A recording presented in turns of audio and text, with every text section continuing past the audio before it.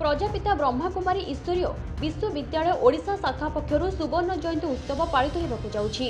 उत्सव को उद्घाटन करने लगी आसंता मार्च 1 तारिख दिन कटक रे पहुंचे राष्ट्रपति द्रौपदी मुर्मू। जवाहरलाल नेहरू इंडोर स्टाडियम रे पालित हेबो एही सुवर्ण जयंती उत्सव। 3 दिन पर्यंत हेबाकू थिबा ए उत्सव रे राज्य तथा राज्य बाहर शताधिक संख्यक व्यक्ति माने जोग देबे। मार्च 2 तारिख रे ब्रह्मा कुमार हरीश भाई निज दांतरे बस टाणीबार कार्यक्रम रही। उक्त दिन संध्यारे सम्मान समारोह अनुष्ठित हेबो। मार्च 3 तारिख दिन 50 जन कन्याकर दिव्य समर्पण समारोह अनुष्ठित हेबो। 1973 मसीहा अगस्ट मास 19 तारिख दिन ओडिशा रे प्रजापिता ब्रह्माकुमारी संगठन मूलदुआ पड़िथिला। एहारे भितरे 50 वर्ष अतिक्रांत हो सारिछि, जहाकू आहुरी स्मरणीय करबा लागि सुवर्ण जयंती उत्सव पालन हेबाकू जाउछि, जहार मुख्य आकर्षण रहिबे महामहिम राष्ट्रपति द्रौपदी मुर्मू। राष्ट्रपति से दिन आम गहन इंडोर स्टाडियम रे 4टा बेले पहुँचे आ 4टारू 5टा गोटे घंटा कार्यक्रम रही। से कार्यक्रम रे आमर मिनिट टू मिनिट प्रोग्राम रे प्रथमे आपण माने जानछन नेशनल आंथेम, तापरे वेलकम परे आमर ए प्रोग्राम रे मुख्यालय मानकाबरू राजयोगिनी सिलू दीदी जी एवं दिल्ली रू हमरे आमर शामिल रहिचंती ओडिशार सेवार जे मुख्य राजयोगिनी कमलेश दीदी भी रहिबे एवं सही प्रोग्राम को कोऑर्डिनेट करिवे ब्रह्मा कुमार नाथमल भाई। वेलकम करिए ब्रह्मा कुमारी सुलोचना भौणी। यही भाव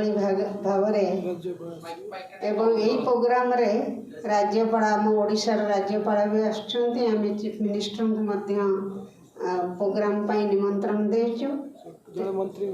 से तो निश्चिंत निजे न आसले मंत्री को पठेबे। राष्ट्रपति आम गहन रे 4टारू पहुँचे 5टा पर्यंत गोटे घंटार प्रोग्राम अच्छी। तेणु से यही भाव से दिन कार्यक्रम रही।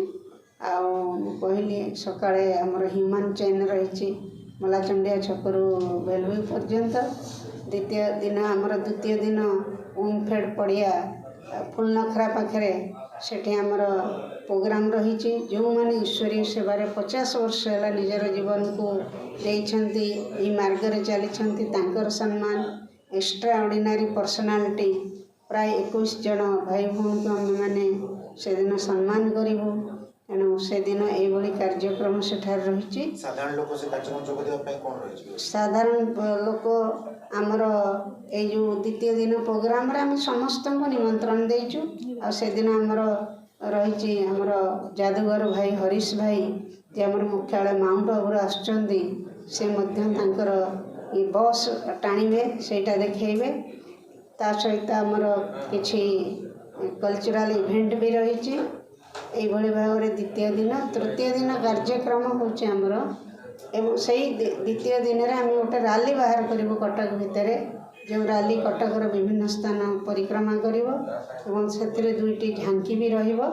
यही भाव में द्वितीय दिन रैली उद्देश्य है प्रजापिता ब्रह्मा कुमारी ईश्वरीय विश्वविद्यालय रो गोल्डन जुबली रे समस्त को यही वार्ता आम देवु जे निकट भविष्य रे गोल्डन एज संसार रे आसीबो। वर्तमान कलिजुग, तेणु कलिजुग निश्चिंत परिवर्तन हबो। से परिवर्तन रे सत्यजुग बा स्वर्ग आसीबो। से स्वर्ग पई आमे किभली कोन निजर चरित्र करिवा सेटा आमे से वार्ताटा समस्त दउचु और राज्यगर अभ्यास पई आह्वान करूचु। तृतीय दिन है हमर कार्यक्रम। तृतीय दिन कार्यक्रम रे आमर रही ईश्वरीय सेवारे जो भौणी माने बाल ब्रह्मचारिणी जो भौणी माने निजर जीवन को दीर्घ 5 वर्ष ऊर्ध्व है समर्पित करिसेंती सेमानकर दिव्य समर्पण समारोह हम से ओमफेड पड़िया रे 47 भौणी मानकर सम्मान कार्यक्रम रही। से इवनिंग रे एवं मैजिक शो हम चमत्कार मैजिक शो देखाई दिया ता सहित एक ह्यूमन लेटर से मध्य सेठे रही। Bureau report live live Odia.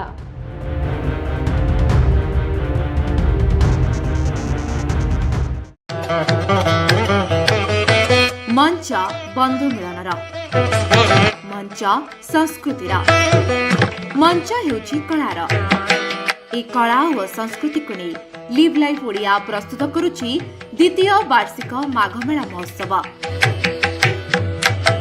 आसंता 27 तारिख मंगलवार दिन कंटिलो पल्टन पड़ियारू ए माघ मेला महोत्सवर सीधा प्रसारण देखिपारे केवल लिव लाइव ओडिया।